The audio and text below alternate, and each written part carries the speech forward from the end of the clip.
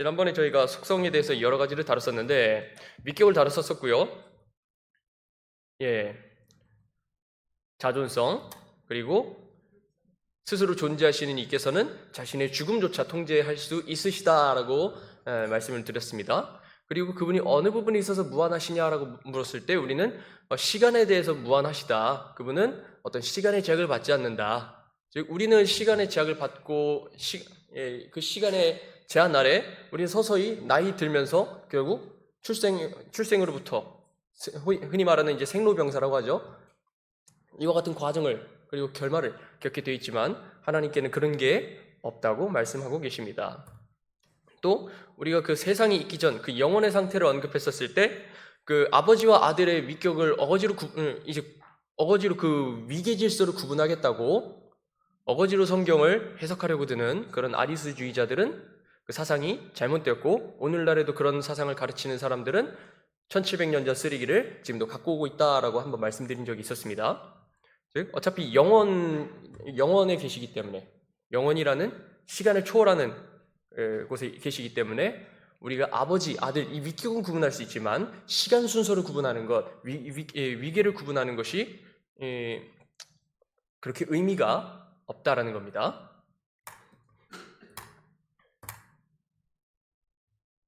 그럼 오늘은 뭐부터 볼 거냐면요. 저희가 세 가지 속성을 보도록 하겠습니다.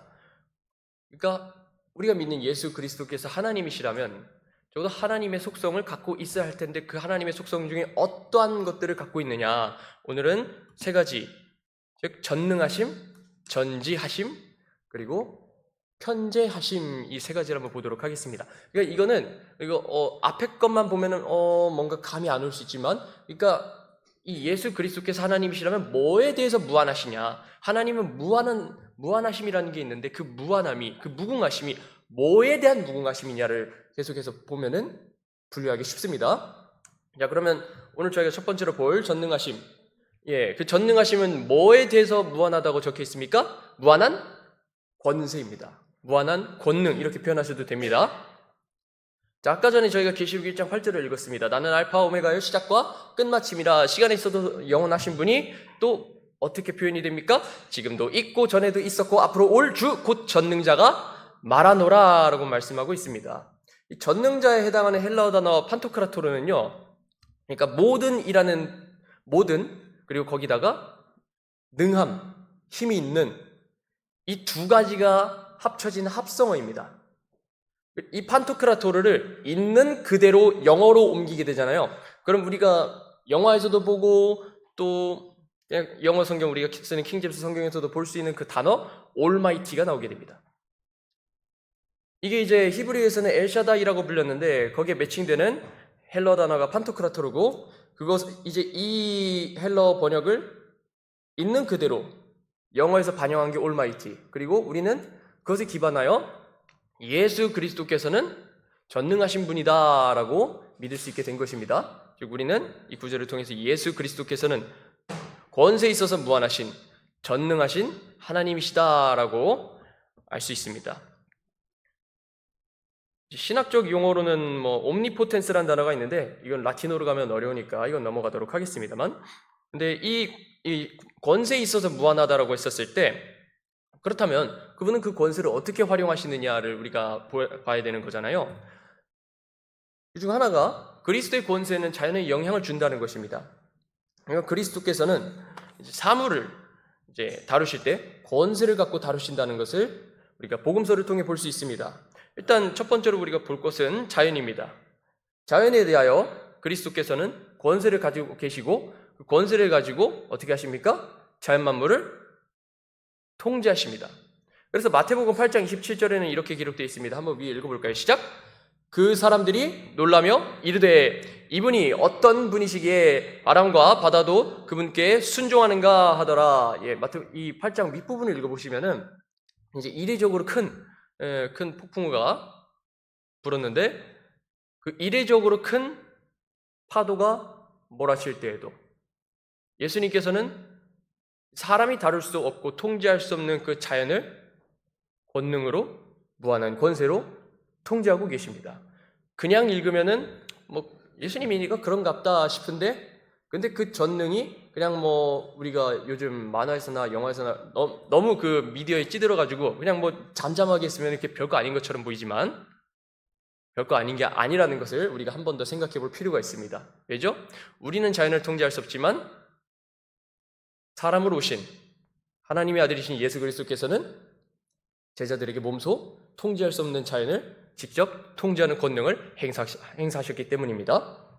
근데 이게요, 이제 신약 성경에 나타나는 특징이냐? 그러니까 구약 성경에 어느 정도 선례가 있었으니까 그리스도께서도 구약 성경의 선례와 같이 어떤 능력을 행사하셨다는 것을 우리가 볼 수 있는데, 예레미야서 5장 22절에는 이렇게 기록되어 있습니다. 주가 말하노라, 너희가 나를 두려워하지 아니하느냐?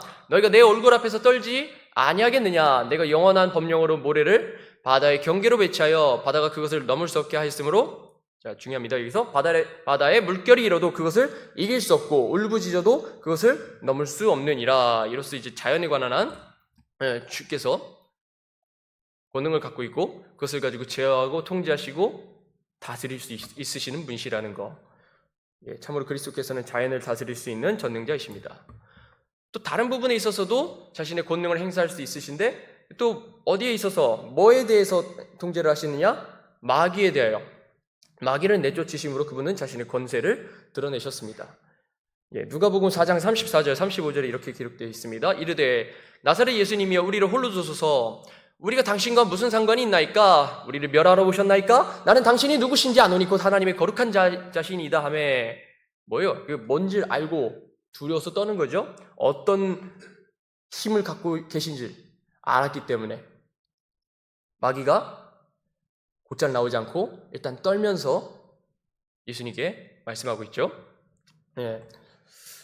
그래서 35절에 예수님께서 그를 꾸짖어 이르시되 조용히 하고 그에게서 나오라 하시니 그 마귀가 그를 한가운데서 넘어뜨리고 그에게서 나오되 그를 상하게 하지는 아니하니라. 상하게 했다가는 또 무슨 일이 벌어질지 모르니까 그냥 잠자코 나온 겁니다. 근데 그렇게 할 수 있다는 건 참 대단하다는 게, 이제 좀 기도원 같은 데 가보면은, 물론 일반화시킬 수는 없는 거지만요, 기도원 같은 데 사람 쓰러뜨리고 하다 보면은 막 난동 부리고 막 힘으로 잠깐 통제하기 어려울 정도로 막 난동을 부리는, 쓰러져서 그래가지고 막 몸부림치는 사람 있잖아요. 근데 이게 우리가 마귀를 내쫓는다 하고 뭐 계속 선포를 하지만 이게 곱게 나가지도 않고요, 사실 통제가 되지 않는 경우도 빈번하게 있습니다. 근데 예수님께서는 어떻게 하십니까? 조용히 하고 그에게서 나오라, 이 한마디로 마귀가 어떤 사람 안에서 행사할 수 있는 그 힘을 완벽하게 통제하시고 마귀는 내쫓김 받을 수밖에 없게 된 것입니다. 참으로 마귀를 내쫓는 데 있어서도 그리스도께서는 그 자신의 전능한 그 능력을 행사하셨다는 것이죠. 이거는 이제 야고보서 2장 19절에서는 이렇게 묘사되고 있습니다. 함께 읽어볼까요? 시작! 네가 하나님이 계시는 줄 믿으니 그것은 잘하는 일이니라. 마귀들도 믿고 떠느니라. 그래서 34절에서 그렇게 떨었던 것이고요, 그 권세 아래 통제를 받고 나가게 되었습니다. 그 외에도 이제 그리스도의 권세가 어디서 능력을 발휘했느냐? 질병을 치유할 때였습니다. 마가복음 5장 41절 42절에 보면요, 소녀의 손을 잡고 그녀에게 이르시되 달리다 하고 마시니 이것을 번역하면 소녀야 내가 내게 이르노니 일어나라는 말이라. 그래서 어떻게 됩니까? 뭐 로딩 걸릴 필요 없죠. 버퍼링이나 다른 시간차 같은 걸 우리가 생각할 필요가 없습니다. 즉시 바로 소녀가 일어나 걸으니 이 기적이 일어납니다. 즉 이게 복음서 이야기를 대충 읽어도요, 이게 질병과 죽음 자체에 미치는 그 그리스도의 무한한 권세가 속속히 드러납니다. 그분이 지상 사역을 수행하는 전 기간에, 그냥 모든 기간 동안 그리스도의 전능하심, 그리고 그 권능, 그리고 그 권세, 그로 인해서 사람들이 크게 놀란 것은 놀라운 일이 아닙니다. 이로써 우리가 사례들을 볼 수 있었고요. 또 두 번째로 우리가 볼 것은 예수 그리스도의 전지하심입니다. 아까 전능이었었죠? 이번에는 전지하심입니다.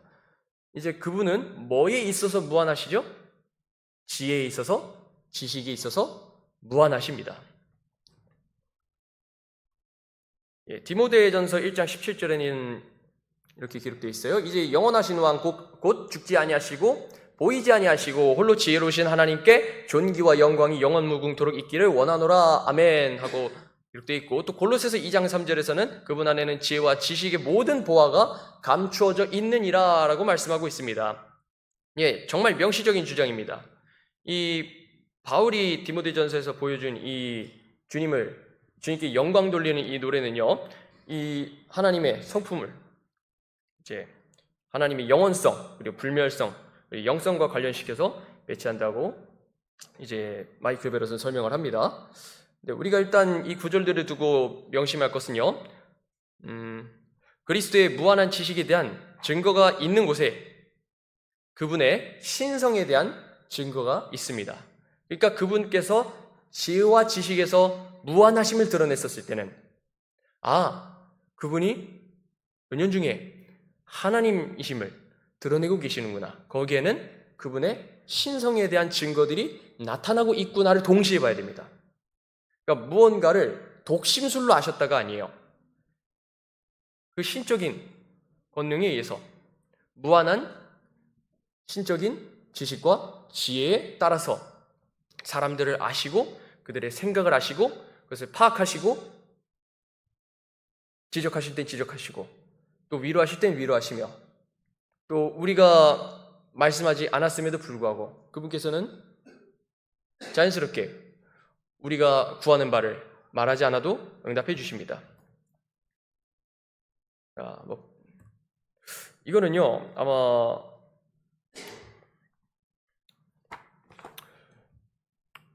그동안 설명이 안 됐었을 수도 있는데, 그리고 여러분들이 이제 이거를 어떤 이런 상징과 관련된 비유와 관련돼서 어떻게 이해하실지 모르겠는데, 일단 한번 보도록 하겠습니다. 요한계시록 1장 14절에 보면요, 그분의 머리와 머리털은 양털같이 희고 눈같이 희며 그분의 눈은 불꽃 같고라고 하는데, 왜 이렇게 묘사되어 있을까요? 그냥 문자적으로 그랬겠죠. 문자적으로 다니엘도 언젠가 환상에서 보기를 그분의 옷은 눈같이 희고 그분의 머리털은 순결한 양털 같으며 라고 묘사한 바, 예수님께서는 환상 가운데 이제 대언자들에게 혹은 사도에게, 지금 여기서는 사도 요한이죠, 흰 머리털로 그리고 불꽃 같은 눈으로 이제 묘사되어 버릴 정도로 그렇게 딱 하고 나타나셨는데, 왜 그렇게 나타나셨을까요? 그래도 이유가 있지 않겠어요? 근데 이걸 두고 이제 어떤 상징이 있냐 확인을 해봤는데, 그러니까 상징을 남용하면 안 돼요. 비유도 너무 남용하면 안 되지만, 그럼에도 불구하고 우리가 하나 참고해 볼 수 있는 것은, 이제 여기서 이제 흰머리 그리고 눈같이 희다라는 표현, 그거는요 어떤 나이와 연관되어 있습니다. 왜 우리도 보면은 이제 나이가 들수록 또 흰머리가 새게 되어 있잖아요. 근데 그 나이가 그 당시에 의미하는 바가 뭐냐면요, 나이를 먹을수록 그만큼 지혜로운 자로 묘사를 하거든요. 지혜와 지식을 품고 있는 그런 어르신들로 묘사를 하고 있단 말이에요. 그래서 이제 노인들을 존중하고 흰머리가 영광이라고 하는 그 잠언의 말씀들은 다 그 흰머리와 지혜와 지식을 연관시켰기 때문에 그런 표현들이 나온 것입니다. 우리가 그런 잠언의 표현들을 생각해 볼 때 계시록에서 나타난 그 예수 그리스도에 대한 외형적인 묘사를 보면은 그분이 머리와 머리털이 양털같이 희고 눈같이 희다라는 말은 그분이 나이와 그에 따른 안정된 지혜와 지식을 한량없이 갖고 계시는 분이시구나. 그러니까 이제 노인이 머리가 센 만큼 그만큼 세월의 연륜을 알고 있고 연륜을 갖고 있고 경험을 갖고 있고, 그만큼 우리가 이제 저로서는 알지 못하는 그런 지혜와 지식들을 갖고 있다라는 것을 생각해 볼 때, 이미 시간을 초월하시는 예수님께서 흰 머리로 묘사됐다는 것은 그분은 그 무한하심, 그 무한한 가운데 더더욱더 우리로선 셀 수 없는 그 초월적인 그리고 안정적인 지혜와 지식을 갖고 계신 분이라는 것을 사도 요한이 묘사하고 있구나라고 알 수 있게 됩니다. 다니엘 또한 그렇게 이해를 했을 것입니다. 그게 이제 머리와 머리털이 양털같이 희고 눈같이 희묘에 대한 그런 어떤 상징적인 묘사고요. 그리고 두 번째를 봐야 됩니다. 이제 제가 파랗게 형광칠한데 뭐라 적혀져 있죠? 그분의 눈은 불꽃 같고라고 합니다. 그분의 눈은 불꽃 같고. as a flame of fire라고 되어 있는데 이거는요, 이에 대한 진술은 어떻게 되어 있냐? 날카로운 지성을 가리킨다고 합니다.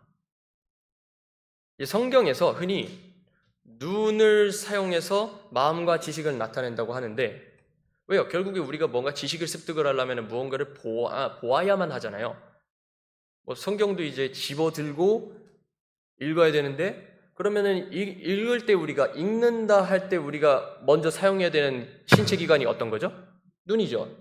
그래서 눈으로 보고 그것을 읽으며 그것을 통해 지식을 얻는 것이기 때문에 눈이 사용됐다는 것은 이 또한 일단 중요하게 봐야 되는 부분입니다. 물론 한글 번역상 눈같이 심여 때문에 혼동하시면 안 됩니다. 여기서 눈은 우리 신체 기관의 눈을 가리키고 있습니다.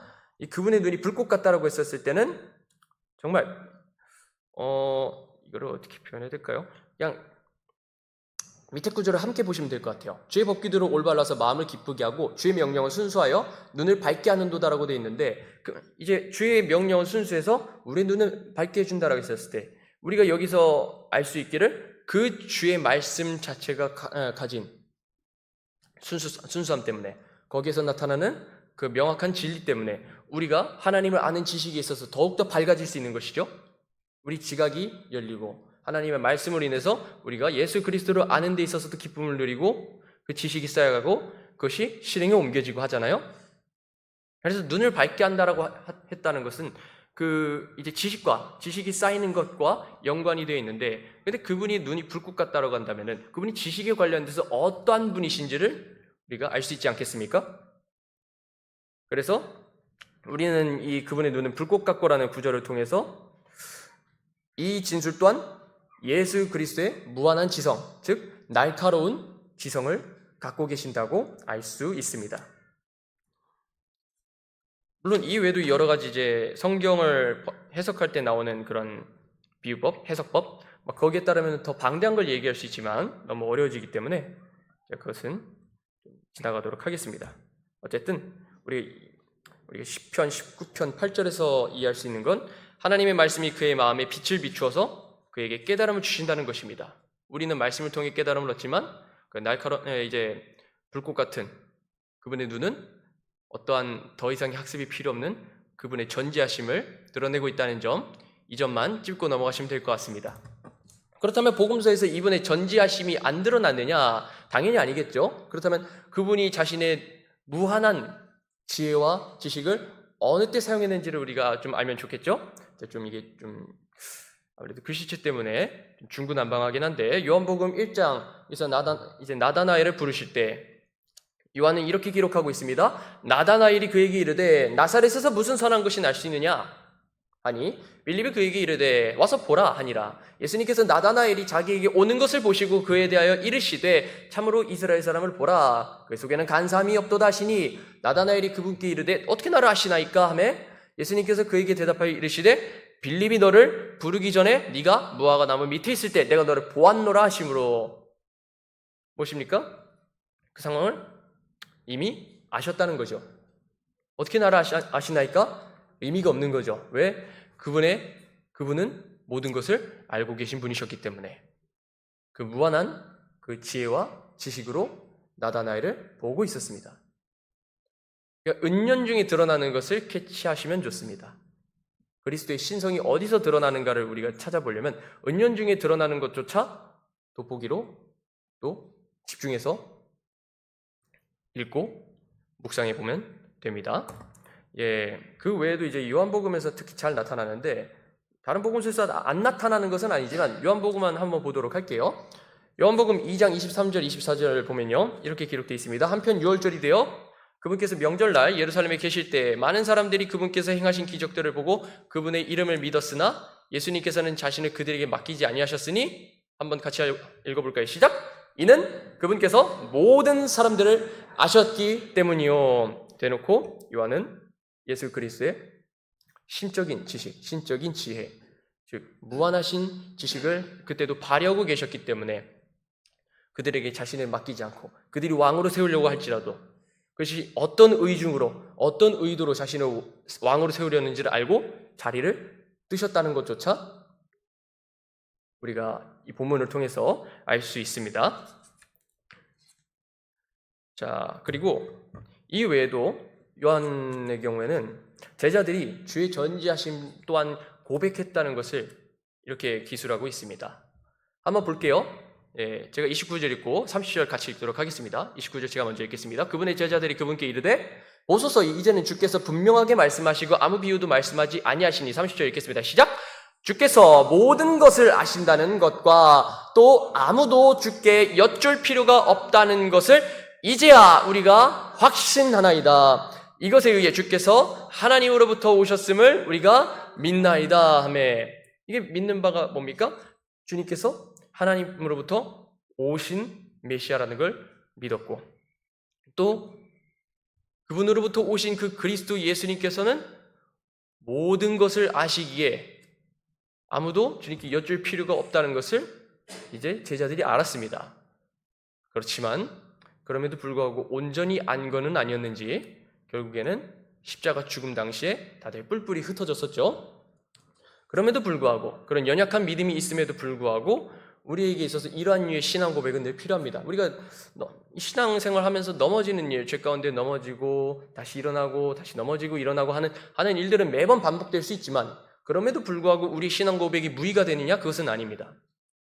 그래서 그 신앙, 우리 연약한 믿음조차 주님께서 아시기 때문에 우리가 그것을, 이 믿음을 강하게 하는 그 과정 동안 우리의 신앙 고백은 더욱 돈독히 할 필요가 있습니다. 그리고 우리 신앙 고백을 다시 한 번 더 기억하면서 우리가 다시 주님 앞에 또 거룩히 구별되어 살겠습니다 하고 각오할 수 있게 되는 것입니다. 그 믿음의 근거에서 말입니다.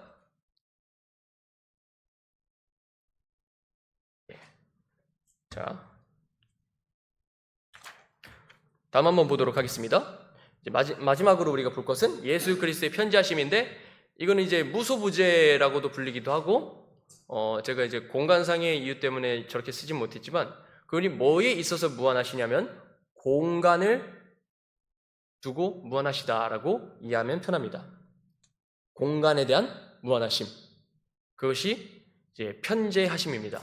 우리가 쉬운 말로는 무소부재하다라고도 말할 수 있겠습니다. 그렇다면 이러한 하나님의 속성이 신약 성경에만 나타나고 구약 성경에는 아무것도 표현되지 않았느냐라고 하면은 그것은 절대 아닙니다.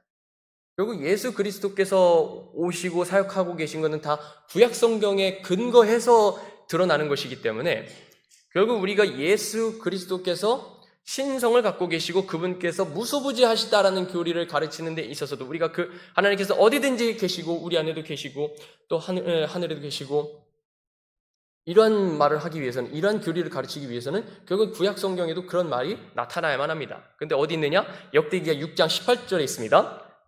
예, 그러나 하나님께서 참으로 사람들과 함께 땅에 거하시리까 보소서 하늘과 하늘들의 하늘이라도 주를 품을 수 없거든 내가 건축한 이 집이야 얼마나 더 그러하리까 라고 말씀하고 있는데, 예, 그분은 모든 곳에 동시에 존재하시는 분으로서 어떠한 공간에 잡아서 제한을 시킬 수 있는 분이 아님을 솔로몬이 적극적으로 고백하고 있는 것입니다. 내 성전을 이렇게 거창하게 지었지만 그럼에도 불구하고 내가 고백해야 되겠는 것은, 이 성전, 우리 이제 아버지 다윗에서부터 시작해가지고 이렇게 지어진 이 건축된 성전이 주님을 가둘 수 있는 장소는 아니라고 고백하고 있습니다. 그것은 달리 말하면 주님께서 얼마나 능하시고 위대하시며 공간에 있어서 우리 스스로가 통제할 수 없는 그런 하나님이심지를 잘 드러내는 신앙 고백이라 할 수 있겠습니다. 그런데 이게 왜 중요한지는 그 고대근동이 이방 신들에 관련된 개념을 알면 편해요. 이게 어떤 신상들을 만들잖아요. 일반적으로 고대근동에서 이제 우상 숭배를 하는 사람들이 그냥 하는 게 아니에요. 막 어떤 신상을 만들고 막 기름칠하고 물로 씻고 향유를 뿌리고 해가지고 여러 의식과 절차를 거쳐요. 그리고 그게 이제 신을 거기에 들어오게끔 해가지고 그 신이 다른 곳에 있다 할지라도 우리는, 그러니까 고대근동 사람들을 가리키는 겁니다. 이 신상을 통해서 그분과 접속할 수 있다는 것을 가리킵니다. 근데 이게 신상을 필요로 한다는 것은요, 신을 어디다가 이렇게 가둬놔야 그분이, 그 다른 이방신이 어디 있건 간에 이것을 통해서 신에게 묻고 신탁을 받을 수 있다는 것을 가리키는데, 근데 이 고대 근동이나 그리스 로마 신화나 여러 가지 신화를 보면 알 수 있듯 신은, 거기에 나타나는 신들은 어디에든 있지 못합니다. 당장 고전 중에 일리아스 같은 그런 고전 서적들을 보면요, 신들이 막 개입을 하잖아요. 신들이 막 개입하면 여기서 뿅 저기서 뿅 이렇게 가지 못합니다. 가는 시간이 있어요. 로딩이 걸립니다. 신탁을 받고 혹은 어느 신이시여 우리를 도와주세요 하면은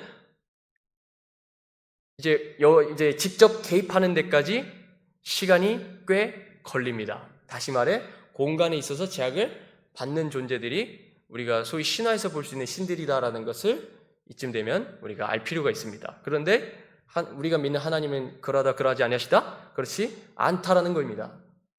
그게 이제 이방 신들과 우리가 믿는 하나님의 극명한 차이입니다. 이 신성에 있어서 차이가 있어요. 그리고 시편 139편 7절부터 10절에서도 8절만 제가 읽도록 하겠습니다. 내가 하늘로 올라갈지라도 주께서 거기 계시면, 내가 지옥에 내 침상을 펼지라도 보소서 주께서 거기 계시나이다 라고 할 정도로 하나님 계시지 않은 곳에 우리는 있을 수 없다라고 말씀하고 있습니다. 그분께서 어느 공간에서든 존재할 수 있으시기에 더더욱 우리는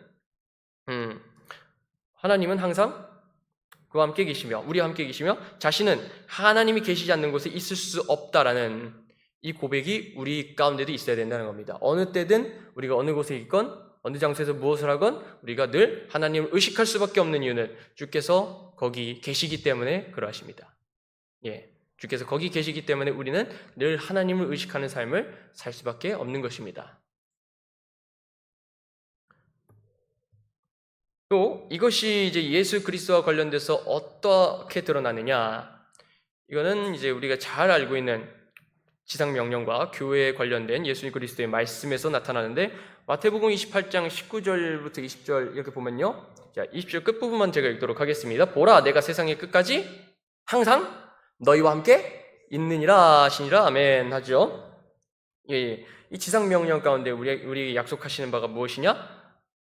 비록 하늘로 올라가서 떠나 있겠지만 그럼에도 여전히 너희들과 함께 할 것이다. 우리도 이 믿음을 붙들고 이 자리에도 그리스도께서 우리와 함께 계시다는 믿음으로 우리가 주님께 경배를 드리고 있지 않습니까? 그리고 또한 우리가 또 예수 그리스도께서 말씀하신 바에 따라 두세 사람이 내 이름으로 함께 모인 곳 거기에 나도 그들의 한가운데 있느니라 하시니라 라는 말씀에 따라 또 하나 더 확신할 수 있는 것은 그분께서 이렇게 주 안에서 함께 모인 우리 가운데, 이 신약교회 가운데 임재하고 계시다는 것을 약속하고 계시죠. 그렇다면 우리는 그분의 무소부지하심, 그분의 공간에 있어서의 무한하심을 두고 우리가 적용을 해보자면 딱 한마디로 얘기할 수 있을 것 같습니다. 뭐냐면 주께서 지금도 여기에 계시며 우리와 함께 계신다는 것입니다. 여러분들 그 사실을 믿고 받아들이십니까? 그 주님께서 우리와 함께 계시다는 것.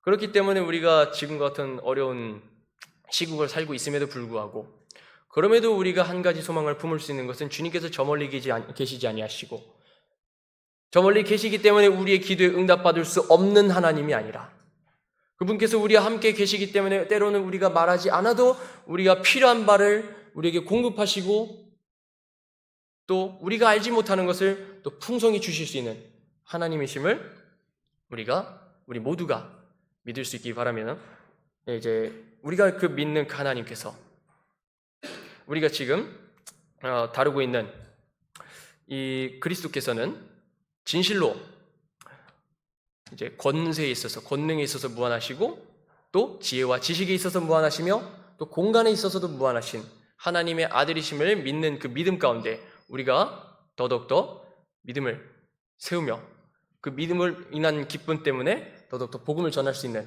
그런 여러분들 되시기를 간절히 소망합니다. 이것으로 마치겠고요. 각자 오전 예배 준비하면서 기도하도록 하겠습니다.